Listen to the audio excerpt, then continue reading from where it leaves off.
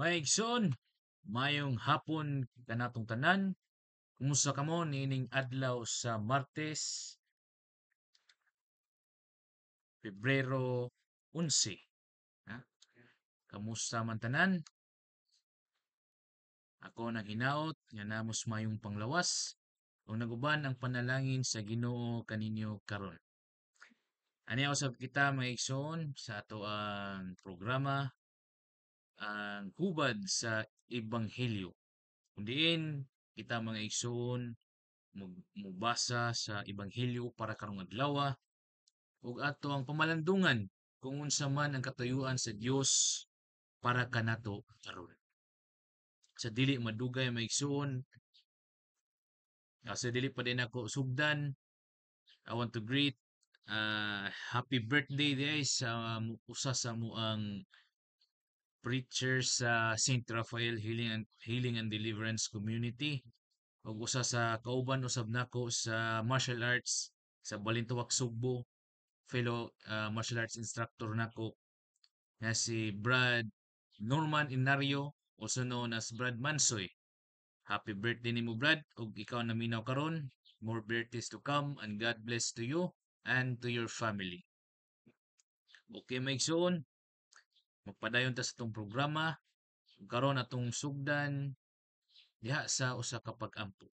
Sa ngalan samahan, in the Father, and of the Son, and of the Holy Spirit. Amen. Heavenly Father, as we reflect on today's gospel, open our hearts to your wisdom and truth. Help us to listen with faith, understand with love, and live according to your will. May your Spirit guide us in this moment of reflection, drawing us closer to you. In Jesus' name, Amen.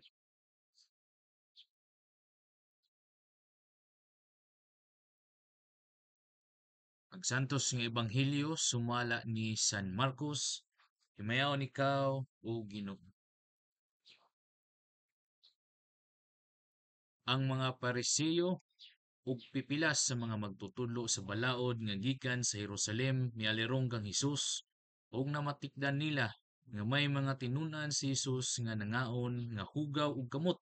Sa ato pa wala sila makapanghunaw sumala sa paagi nga gitudlo sa mga Pariseo nga buhaton sa mga tawo.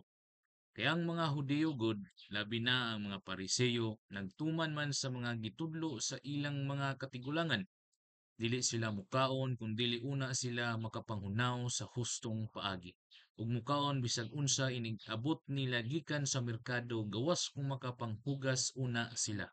May daghan pang mga sugo nga ilang nadawat ug gituman sama pananglit sa hustong paagi sa paghugas sa mga tasa, mga kulon, mga panaksan ug bronse ug mga higdaanan. Busa nangutana kang Hesus sa mga Pariseo ug mga magtutudlo sa balaod. Ngano ba nga ang imong mga tinunan wala man nagtuman sa mga sugo nga gibilin sa atong mga katigulangan, nangaon hinuon sila nga hugaw ug kamot. Si Hesus mitubag kanila, mga tigpakaron ingnon. Wala man nagtuman sa mga sugo nga gibilin wala gayud masayop si Isaias sa iyang gipanagna mahitungod kaninyo, sumala sa nahisulat. Kining mga tawhana nagpasidungog kanako sa pulong lamang, apan ang ilang kasing-kasing halayo kanako.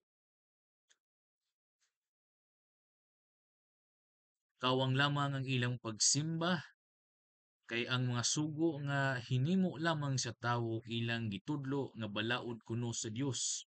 Ug midugang si Jesus sa pag-ingon, gisalikway ninyo ang mga sugo sa Dios, ug mao hinoy inyong gituman ang mga pagtulunan nga iya sa tawo.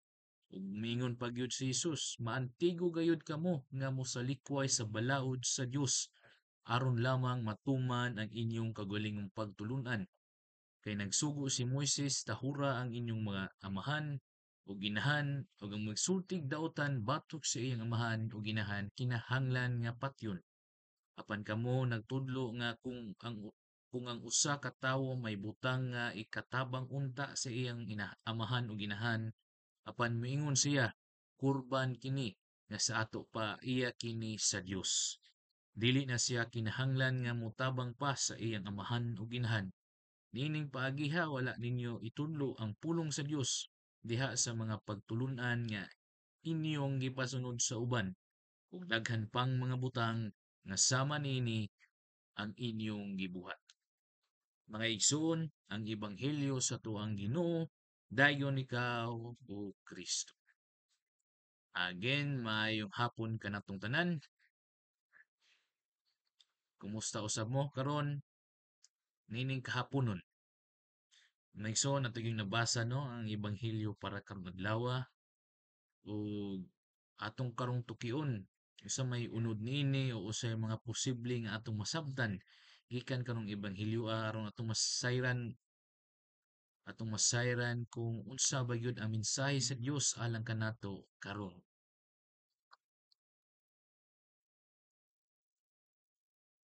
Arita no sa una nga bersikulo. Ang mga Pariseo o pipila sa mga magtutulo sa balaod nga gikan sa Jerusalem mialirong kang Hesus ug namatikdan nila nga may mga tinun-an ni Hesus nga nangaon nga hugaw ug kamot. Sa ato pa wala sila makapangunaw sumala sa paagi nga gitudlo sa mga Pariseo nga buhaton sa mga tao. A little bit background maigsoon sa komunidad sa mga Hudyo sa unang panahon, sa panahon ni Kristo especially, na nagkalain-laing mga pundok ni sa mga, shall we say, magtutudlo sa balaod o experts of the law or experts of the Word of God, kumbaga. No? Na yung mga Pariseo, na yung mga Saduceo, na pagkatiuban mga essence, if I pronounce the name right, essence, na atong pukusan karon ang mga Pariseo o mga Saduceo na lang po. Kini mga Pariseo maigsuon, dili ni sila necessarily nga mga pari, no? O mga Levites ba, no? Dili sila necessarily nga mga pari ning grupuha, no? So, kining Pariseo good organization gapon ni sila. Kining Saduceo, different organization but in the same community, right?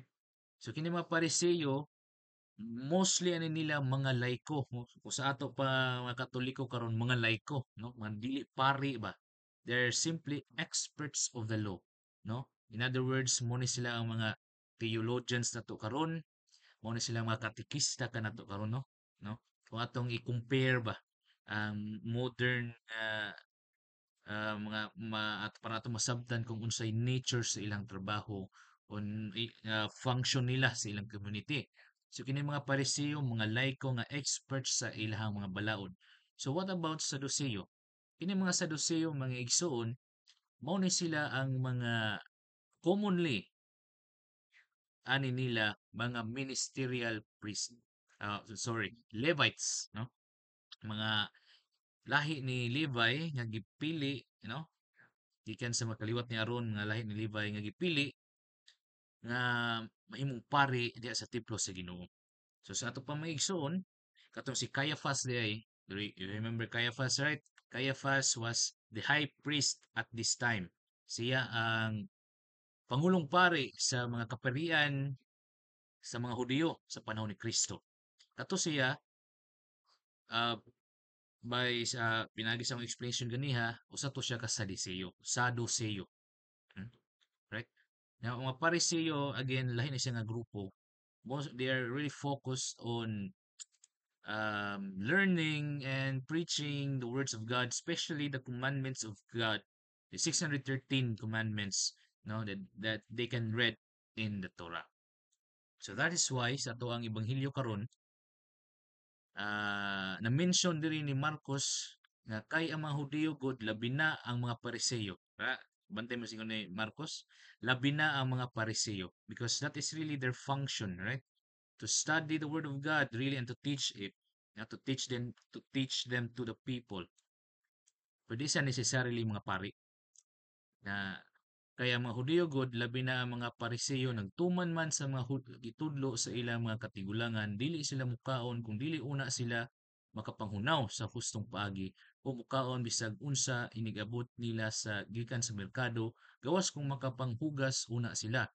May daghan pang mga sugo nga ilang nadawat o gituman sama pananglit sa hustong paagi sa paghugas sa mga tasa, mga kulon, mga panaksan, nga bronse ug mga higdaanan.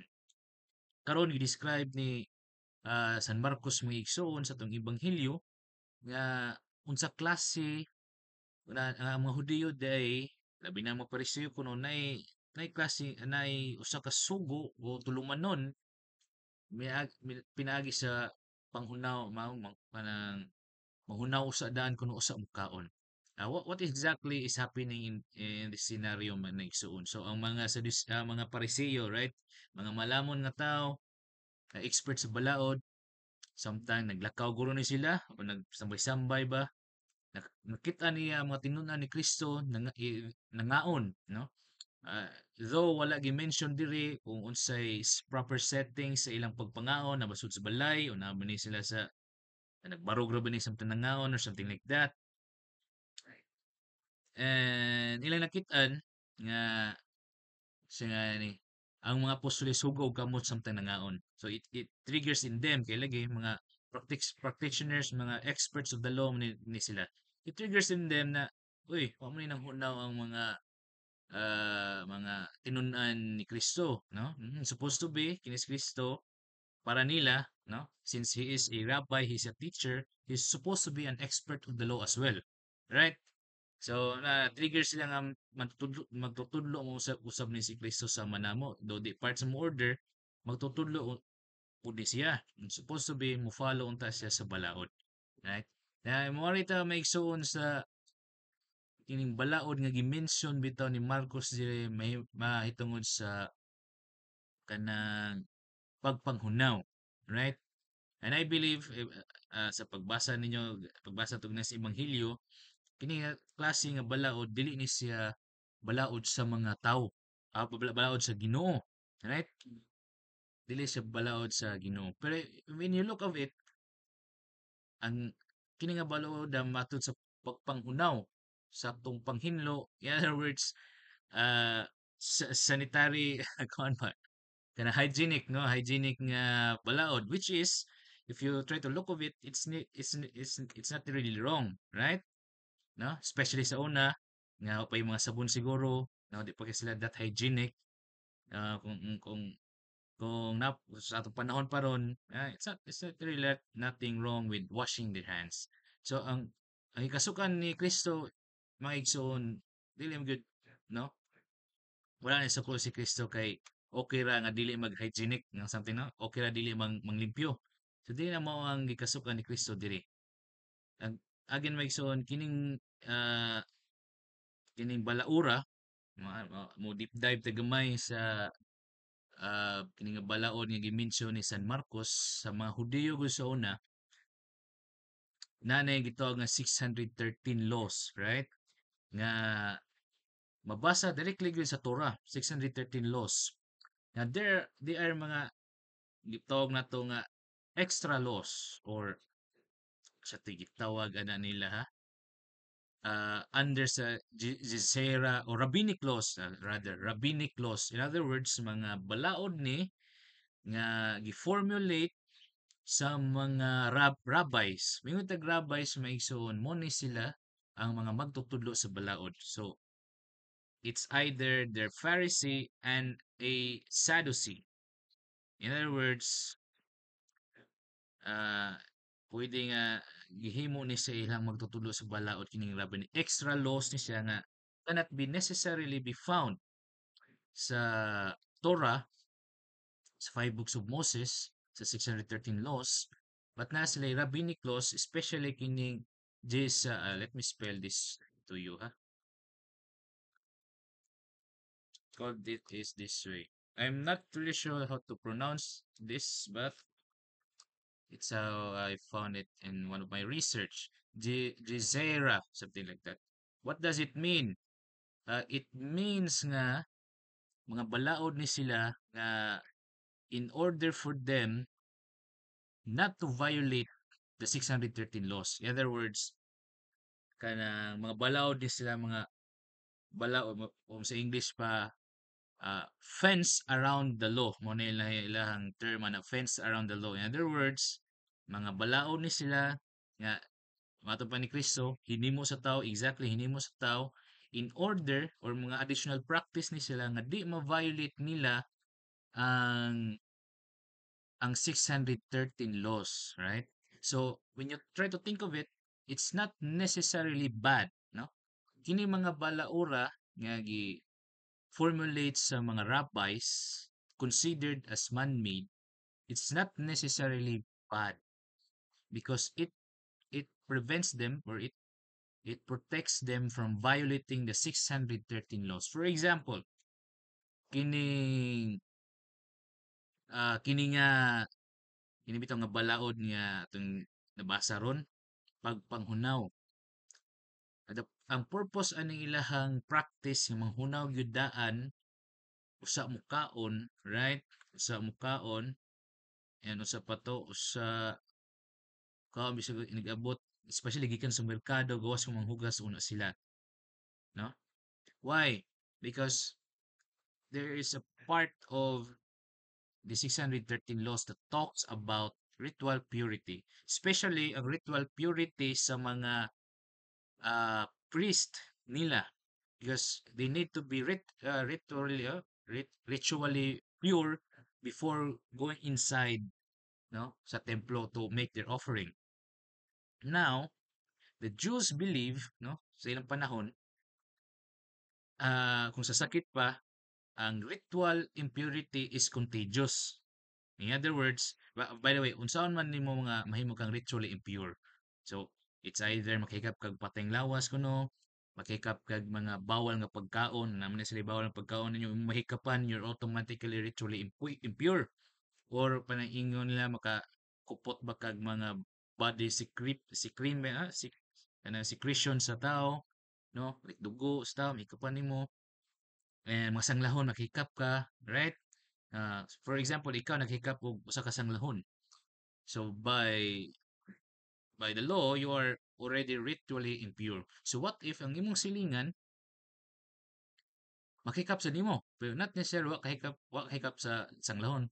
Siya ray nakahikap ra sa nimo while you are ritually impure. In other words, katong nakikap nimo nga silingan while you are ritually impure will become ritually impure as well. You do see what I mean, right? So, ang ritual impurity para nila sa una murag makatag, contagious ba, right?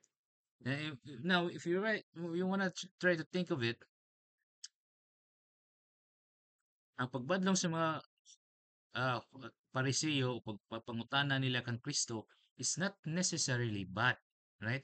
Because they trying to avoid being ritually impure. Especially nga ang ritual impurity maabot sa mga pari nila, which is really bad. So that's why they formulated this practice nga every time mo kaon, o gikan sa merkado, manghunaw yun to make themselves ritually pure. Kay basi wa sila kabaw, nakaikap pa sila tao lang, kanang tao nga already ritually impure ba, no? So, if you try to think of it lagi, it's not necessarily bad.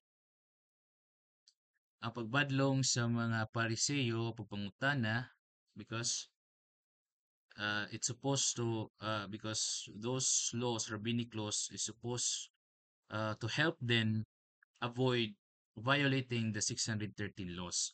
But unsa man day, no? Unsa man di ay ang nakabati day hinuon sa pagbadlong nila, right? Yeah, fundamentally lagi balikon ko dili sip ang ilang ilang pagbadlong, no?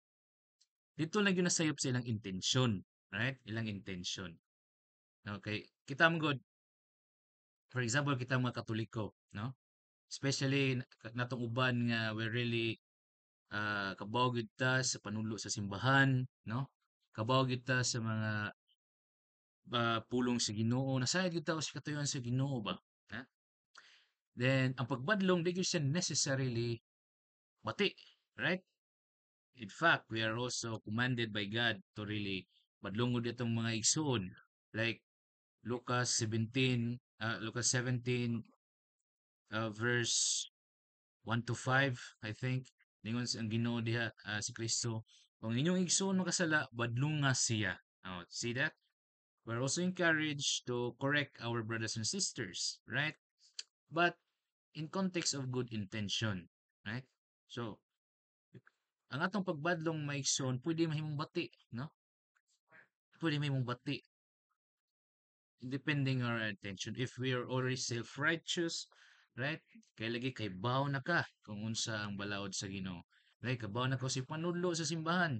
Then, without knowing, you already become self-righteous because of your pride. Kay, I'm the know-it-all guy, no? Kabaw ko tanan. So, kay kabaw ko tanan, akong function automatically tigbadlong, which is really wrong, right? Which is really wrong. So, mo rin hitabo diri sa mga Pariseyo. Well, expert of the laws, no? Ang ilang laws, ilang balaod, katong rabbinic laws nga, it's not necessarily bad, but ilang intention lang pag-approach ni Kristo o pag-present nila sa balaod ba na ilang gimugna. Right? Ilang pag-present, no? What is exactly their intention? Ato makita may iso ng intention sa mga Pariseo sa gamay dili lang gyud sa ilang the way sila ni approach ni Kristo. Na observe ha, mga Pariseo ug pipila sa magtutudlo sa balaod nga gikan sa Jerusalem. May aliryong kang Hesus ug namatikdan nila nga may mga tinun-an si Hesus nga nangaon nga hugaw og kamot. Sa ato pa wala sila makapanghunaw. Sumala sa paagi nga gitudlo sa mga Pariseo. They observed the apostles and yet the disciples of Jesus nga wa nang hunaw. Now,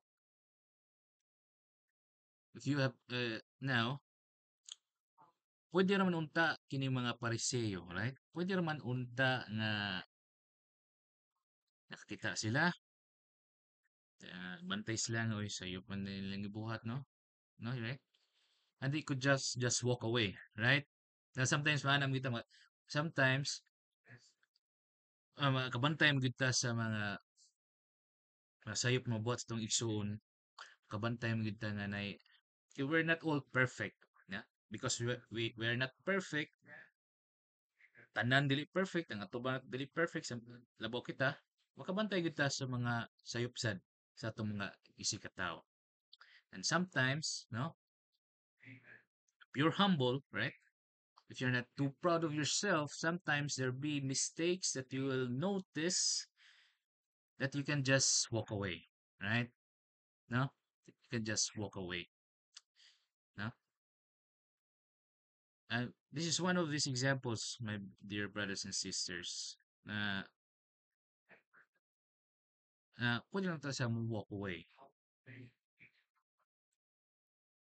But what they did afterwards is what makes it really, a red flag for Jesus. Like, usa nangutana kang Jesus, dili na. Pwede naman sila mulakaw, pero miduol pag sila ni Kristo. Right? Miduol ba unta sila ni Kristo. Usa nangutana kang Jesus sa mga Pariseo nga magtutudo sa balaod. Ngano ba nga ang imo mga tinun-an wala magtuman sa mga sugo nga gibilin sa atong mga katigulangan? Nangaon hinuon sila nga hugaw ug kamot. So ang dating hinuon ani nga if you are someone, because one kom kita nami gyud uban gyud natong maigsoon nga who knows more about teaching of the church, who knows more about the word of God, right? And there will be those who knows just so little, just who knows just enough, right? But usa may function good sa someone nga parening preseo nga mga expert sa law, sa may function is their function supposed to be the accusers towards their people, or ang function ba sa tao nga malamon unta og daghang kahibalo ang magiya sa mga tao. So nahitabo diri maigsoon sa atong ebanghelyo ang mga Pariseo, instead they should be the guide of their people. They became their number one accuser. So that's why in this scenario, ano ba nga imong mga tinun-an, no? This is, let's be honest, this is a premise or a stage for accusation, right?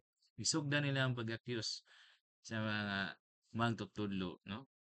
Ang katapusan ani sa mga kasasalan ni sila, they're literally impure, right? Negative, right? Accusing them and they're going to the negative. As a expert of the law, instead na mag-guide sila, hindi mo silang accuser. Mga na sada, no?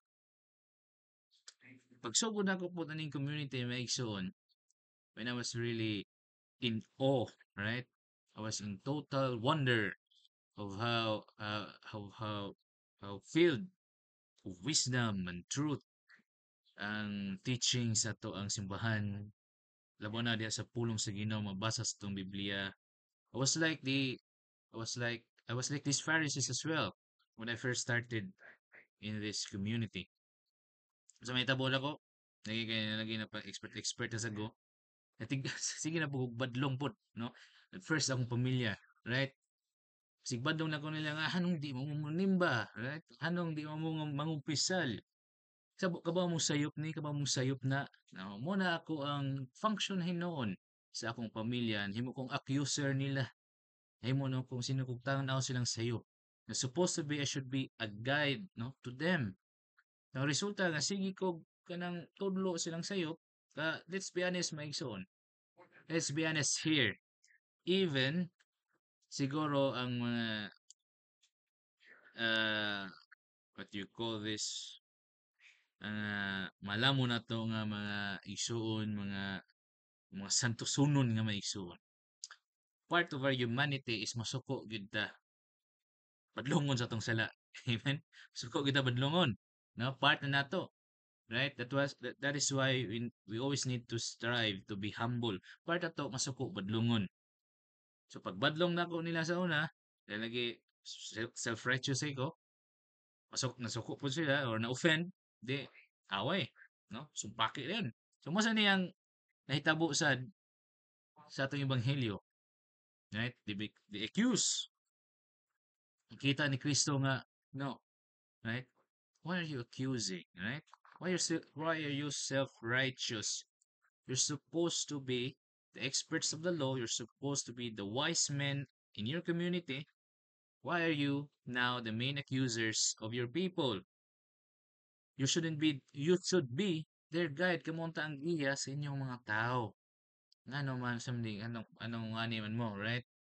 Muna si Kristo, ingon, mga tigpakaron ingnon na wala gayud masayop si Isaias sa iyang gipanagna mahitungod kaninyo sumala sa naisulas. So imagine this, right? Nakoy pangutana. Pag-ingon ni Kristo nga wala gayud masayop si Isaias sa iyang panagna mahitungod kaninyo sumala sa naisulat. Does that mean nga wala na ni mga klase nga tao sa panahon pa ni Isaias? I think Isaiah was 400 years. Isaiah was alive 400 years ago in this passage or in this time. Or 500, correct me if I'm wrong. But Isaiah lived a long time ago before Jesus came to the world. In other words, wala pa ba ni mga tao nga mga experts balaod tigpakaron ingnon sa panahon pa ng Isaias? Ay? Ingon sa wala gayon masayop si Isaias iyong panagna. May igsoon kini mga kinaiyaha gyud nga mga self-righteous nga tao tungod kay daghan kinahibawaan nanagid ni sa una pa. Amen. Nanagid ni sila, no? O ang kini panagnaa ba ni Isaias exclusive ra ba ni sa kini nga sitwasyon o sa kini nga senaryo sa tong ebanghelyo, no? Ang kanibang panagna ni Isaias exclusive ra ba gyud ni sa kaning moment in history, no?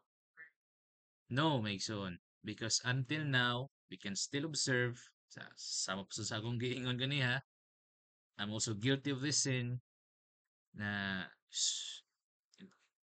na kuha na siya kanang universal nga kinaiya sa tao ba ang iyang pagka self-righteous tungod kay he or she feels that he is kay daghan na authority na siya, no?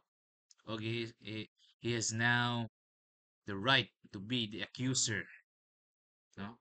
Towards her brothers and sisters. Kining mga tawhana nagpasidungog kanako sa pulong lamang. Apan ang ilang kasing-kasing halayo kanako, kawang lamang ang ilang pagsimba kanako kay ang mga sugo nga hinimo lamang sa tao ilang gitudlo nga balaod kuno sa Dios. Now, this is where it gets kaano, this is kaingon ta nga clear explanation ba. Balik ko ganiya sa akong explain. Ang rabbinic law is necessarily not bad because it is a practice that protects their people in committing or violating the 613 laws, no, found in the Torah, no? Because again, ang sugo sa Ginoo nila tumanon tong mga sugo 613 laws. And also,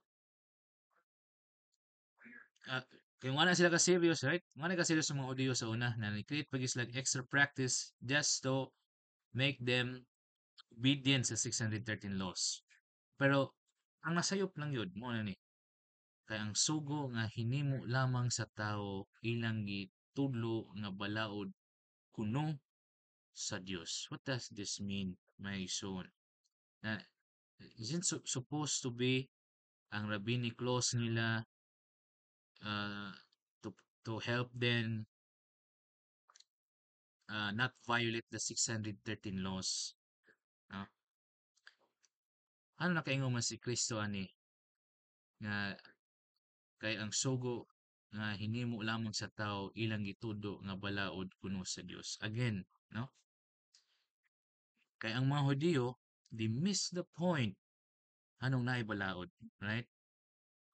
And in result, they kind of miss the point na sad anong nasa rabbinic law, right?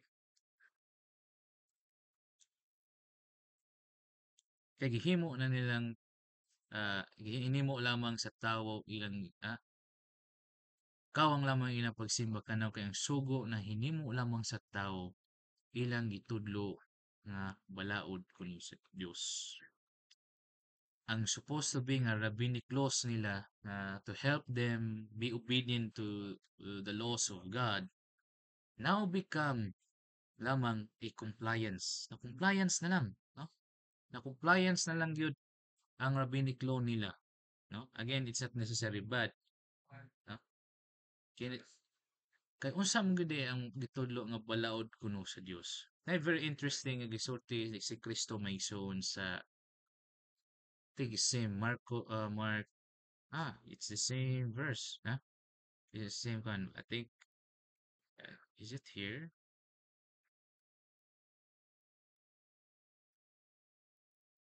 Right, it is here, huh? Sounds comes so super about 1719 mapugas.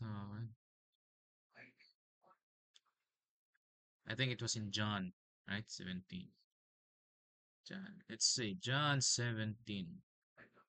John 7 verse 19. This is the one. Here. Dili ba naghatag man si Moises, no? Juan City, versículo 19. Dili ba naghatag man si Moises kaninyo sa balaod apan walay usa kaninyo nga nagtuman niini? Right?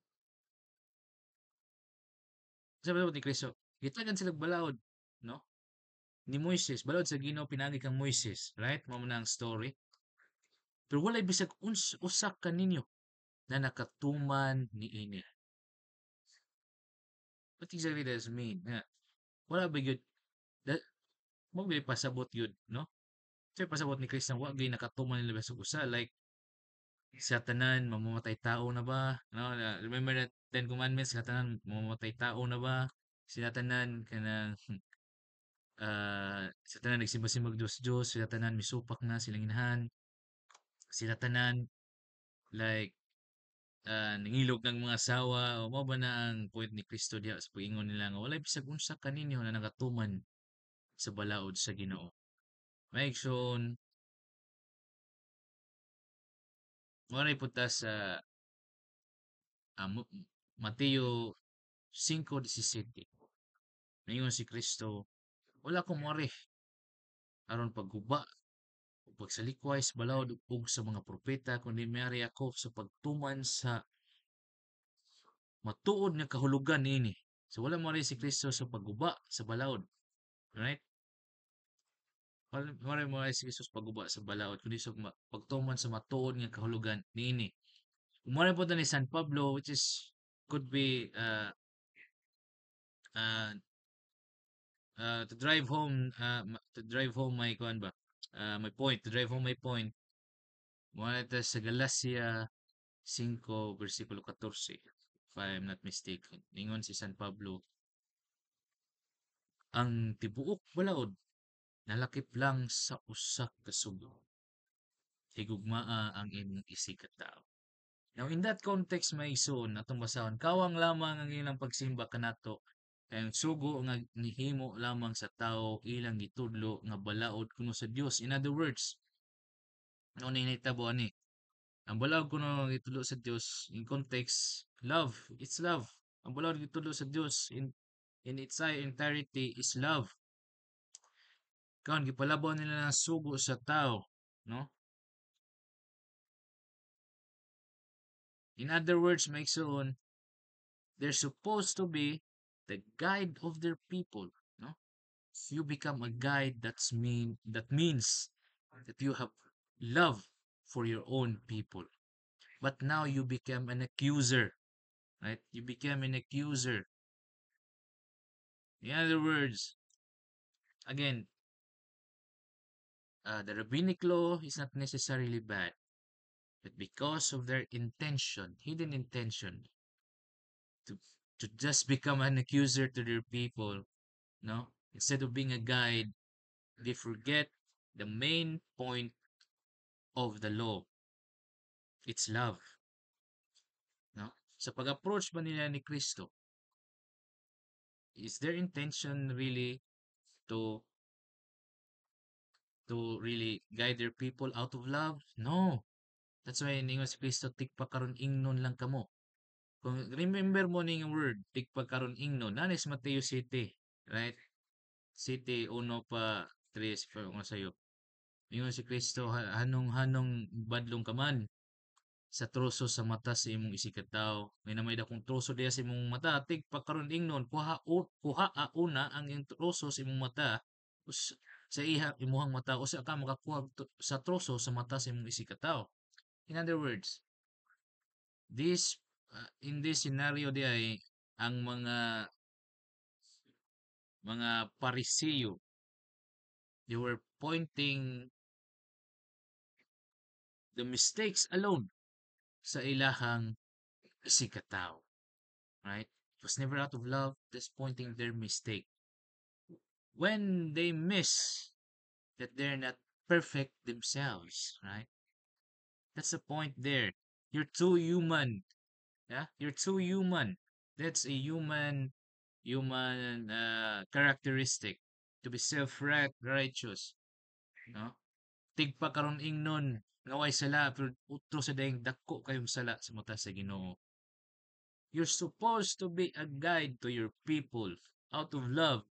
Why now you become the main accusers of your people? Kamo ni maigsoon hangtod karon naga po ni, no? Ang panagna ni Isaias dili lang yun exclusive ani nga panahuna.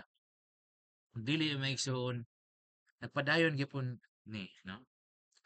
There always be people, church people maybe experts of uh, teachings of the church, experts of the word of God, but yet they don't have love in them. If we're kung eksperto na ta maigsoon sa gugma sa Ginoo, in other words, we're supposed to be already experts in love, right? But if sa atong pagkamalamon, we become accusers, sige tagbadlong tudlo sa mga sayop sa atong isikataw, sige lang gyud ta og tan-aw sa ilang mga sayop, usay sayop nilang buhat. Ang usar gitong buhaton is focus lang din silang sayop. Kay mao mga kinaya sa tao, they want to be right. Ha? We always want to be right. That's why bitaw uso kayo ang Tolfo, right? Na? We want justice. We want uh We want the right things to be done. Kill him, putla sa dingkuan, blah blah blah, because it is the right thing to do. We always want to be right, and that is not bad, right? It is bad because we're called to be holy. But then again, it does reflect. Let us reflect if atong desire nga mahimong sakto atong gipaagi diha hinoon sa pagbadlong lamang sa sala sa atong isikataw. But we forget the main point of the law. We forget the main point of the word of God, and that is, as St. Paul said, the entirety of the law can only be summarized into one word or in one commandment. Love your neighbor. It is love. Ug mao ang na wala na bantay o nalimtan sa mga Pariseo. Tahura imong mga inahan ug inahan ug magsultig dautan batok sa okay? Apan kamo nagtudlo nga kung ang usa ka tawo nga may butang nga ikatabang unta sa iyang amahan ug inahan apan mingon siya kurban kini sa ato pa nag the background of kurban, it is uh part of their law nga to dedicate something, especially their money that time to the temple, to the Lord. So imagine this, right? Do you see the point now in this one? And the last thing Jesus said, you were supposed to respect your parents and honor them. And encompassing that law is you need to take care of your parents. If you honor your parents, you need to take care of them. But lagi again, sa akong point kiniha. But since you miss the point of the law of God, na inyong gipalabuan inyong pagsabot hinoon sa balaod, inyong tawhanong pagsabot sa balaod. Imbes na you're supposed to follow the law of God, which is about love, wala na ninyo natahod ang inyong ginikanan na unta tabangan unta ninyo, right? Na unta may katabang mirason na lang hinoon mo ngay hatag ang kwarta ngadto sa Ginoo.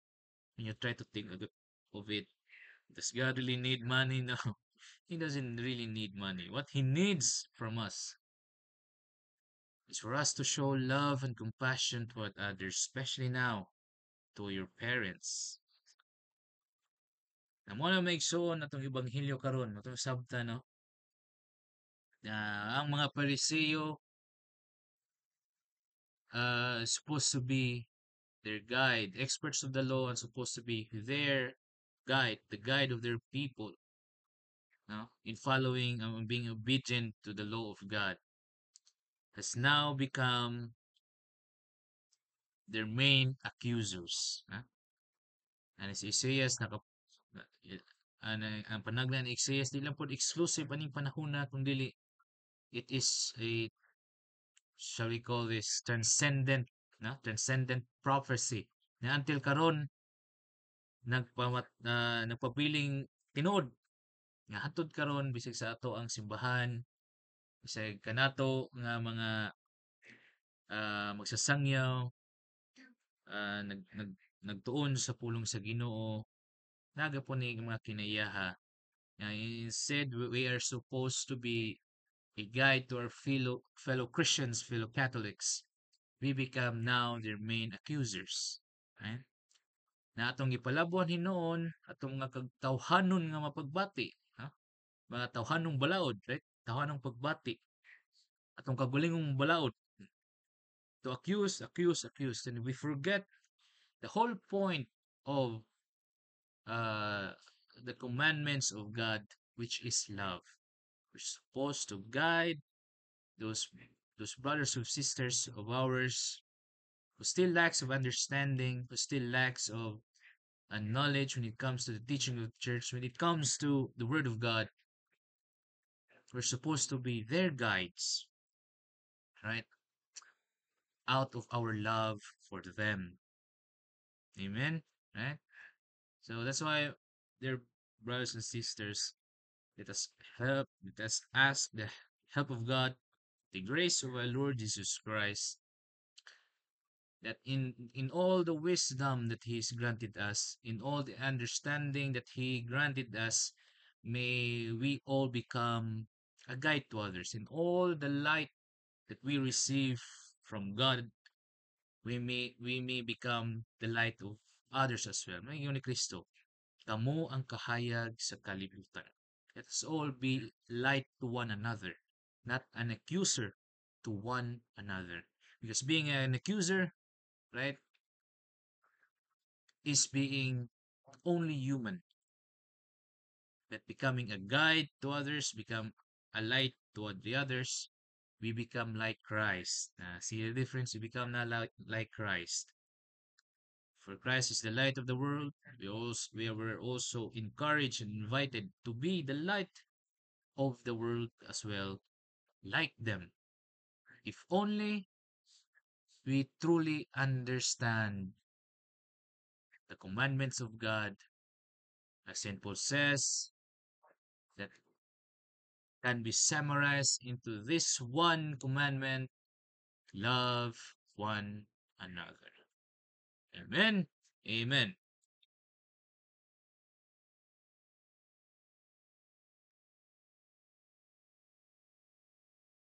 Sa at maigsoon sa iyong pagpaminaw, hinaot, ah, hamubo ba akong paambit karon? Murag taas gini akong paambit karon la.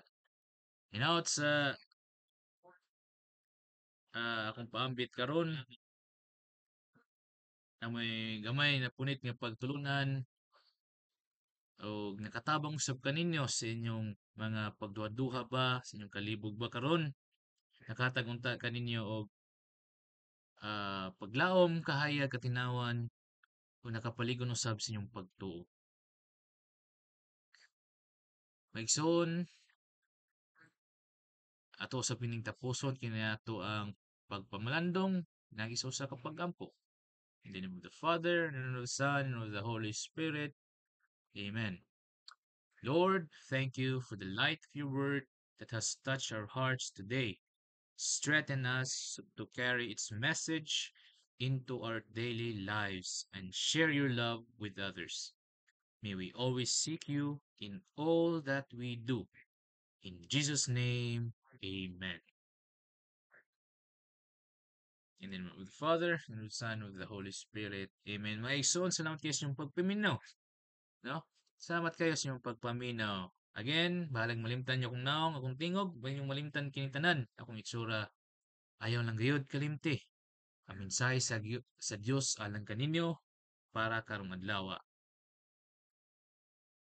Once again, this is your fellow pilgrim. You have a great day ahead. Until next time, may God bless us all.